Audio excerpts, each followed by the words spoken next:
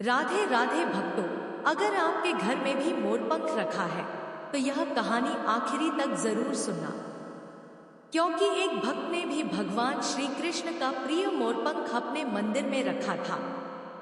लेकिन उसे नहीं पता था कि असली बात मोरपंख रखने की नहीं, बल्कि उसे रखने के पीछे की भावना की थी।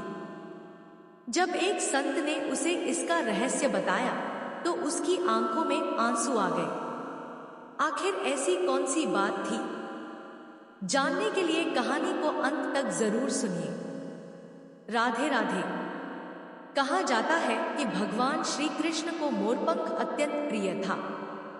इसी कारण बहुत से भक्त अपने घर में मोरपंख रखते हैं।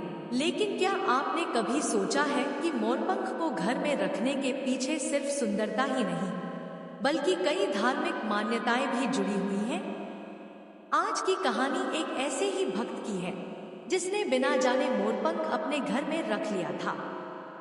लेकिन एक दिन उसे एक संत ने ऐसी बात बताई जिसे सुनकर उसकी आंखों में आंसू आ गए। एक छोटे से गांव में माधव नाम का एक युवक रहता था।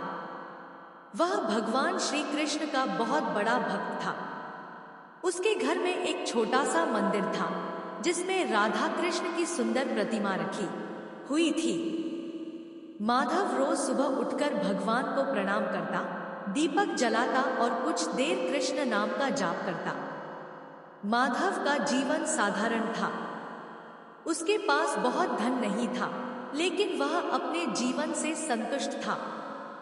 एक दिन गांव में एक साधु महाराज आए। उनके हाथ में एक सुंदर मोरपंख था। माधव ने जब वह मोरपंख देखा तो उसने पूछा, महाराज, यह मोरपंख इतना खास क्यों माना जाता है? साधु मुस्कुराए और बोले, बेटा, मोरपंख भगवान श्री कृष्ण की सुंदरता और उनकी लीलाओं की याद दिलाता है। लेकिन इसे घर में रखना हो तो केवल दिखावे के लिए मत रखना। इसे श्रद्धा और सम्मान के साथ रखना। माधव ने साधु से वह मोरपंख ले लिया और घर आकर उसे अपने मंदिर में रख दिया। कुछ दिनों बाद माधव का एक मित्र उसके घर आया।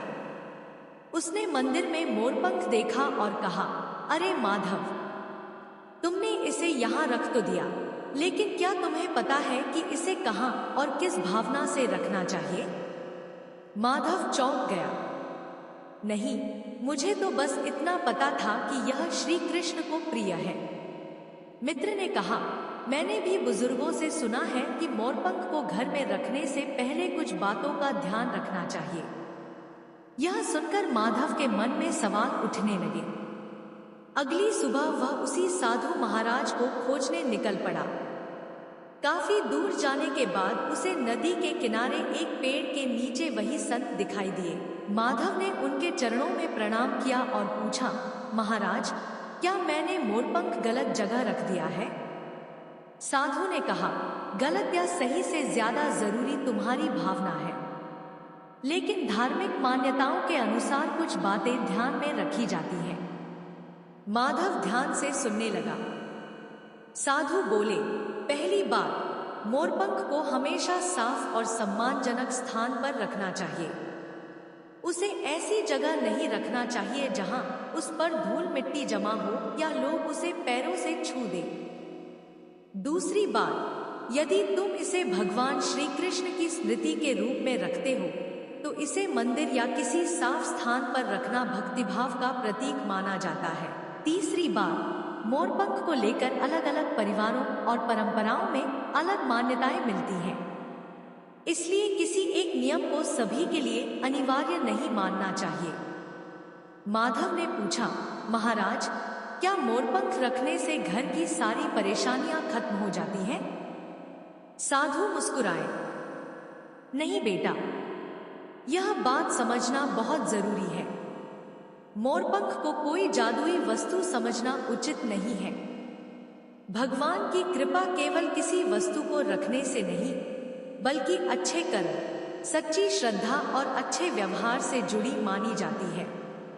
माधव की आंखें खुल गईं। साधु ने आगे कहा, अगर घर में मोरपंख रखकर तुम अपने माता पिता का अपमान करो, किसी जरूरतमंद की मदद न करो और दूसरों को दुख पहुंचाओ, तो केवल मोरपंख रखने से क्या लाभ? माधव की आंखों में आंसू आ गए।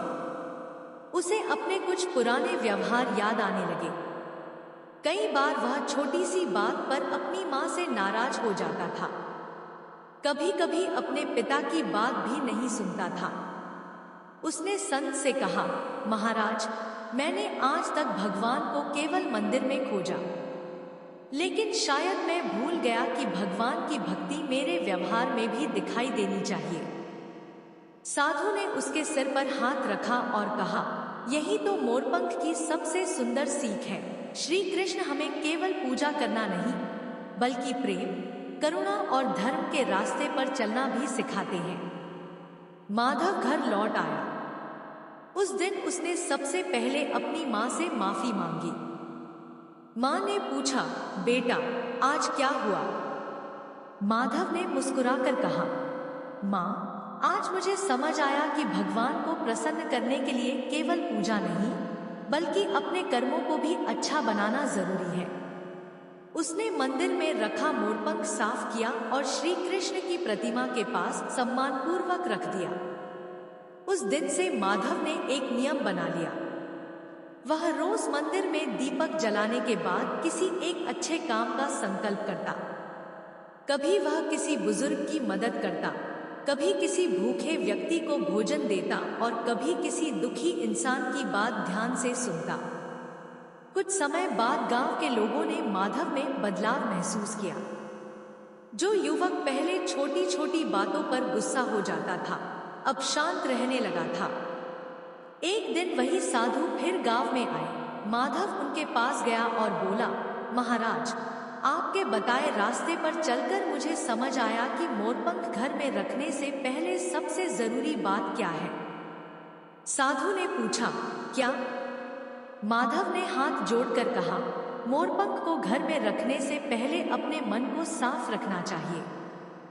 साधु मुस्कुराए, बेटा, यही सबसे बड़ी बात है। फिर उन्होंने कहा, याद रखना, मोरपंख तुम्हें भगवान श्री कृष्ण की याद दिला सकता है, लेकिन भगवान के बताए अच्छे रास्ते पर चलना तुम्हारी जिम्मेदारी है। माधव ने श्री कृष्ण की ओर देखा। उस दिन उसे पहली बार महसूस हुआ कि भक्ति केवल पूजा की थाली, दीपक और फूलों तक सीमित नहीं है। भक्ति तब पूरी होती है जब भगवान का नाम हमारे व्यवहार में दिखाई देने लगे। इसलिए यदि आप भी अपने घर में मोरपंख रखते हैं, तो उसे श्रद्धा और साफ सफाई के साथ रखें। अलग अलग परंपराओं में इसके बारे में अलग मान्यताएं हो सकती हैं, इसलिए किसी भी नियम को अंधविश्वास की तरह न लें। और सबसे जरूरी बात, घर में मोरपंख हो या न हो, अगर आपके घर में प्रेम, सम्मान, सच्चाई और भगवान का नाम है, तो वही सबसे बड़ी सकारात्मकता है। क्योंकि श्री कृष्ण की भक्ति केवल मोरपंख में नहीं, बल्कि उस हृदय में मानी जाती है जिसमें प्रेम और करुणा हो। राधे राधे। वीडियो अच्छी लगी हो तो लाइक और सब्सक्राइब जरूर करें। धन्यवाद और कमेंट में राधे राधे जरूर लिखें।